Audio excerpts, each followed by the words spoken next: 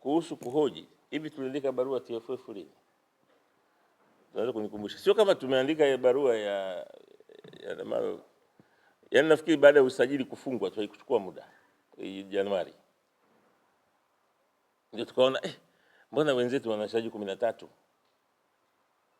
Tukaambiwa huyu mmoja ni raia. Raia ndio raia ule.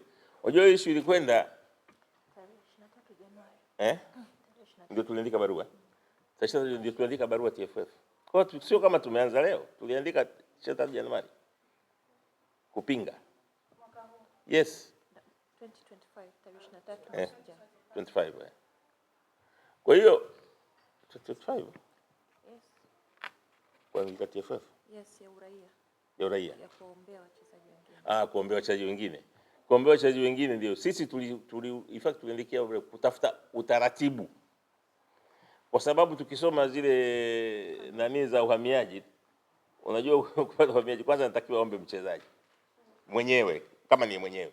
Kwa mpira, kama mcheza mpira, kama ana manufaa kwa nchi, uraia wake unatakiwa uombe na TFF.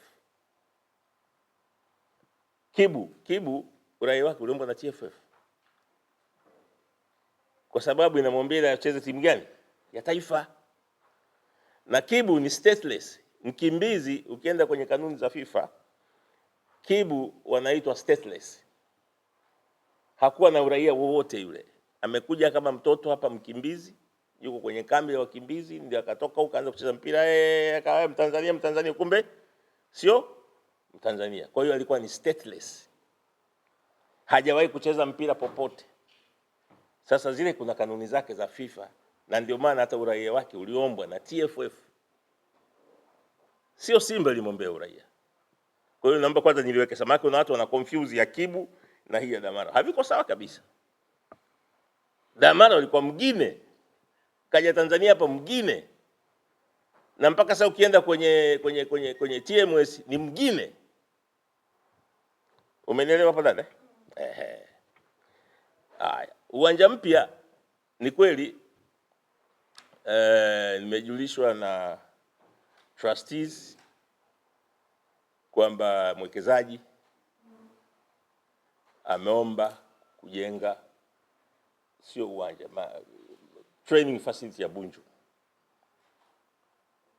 Kutengeneza training facility za Bunju.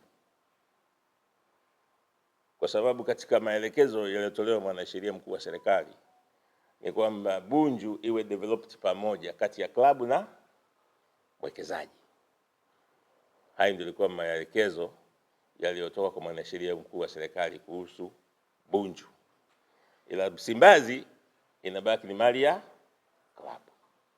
Tuko hapo. Kwa hiyo kufuatia maelekezo ndio mwekezaji akaomba sasa kwa trustees ambao ndio wanashikilia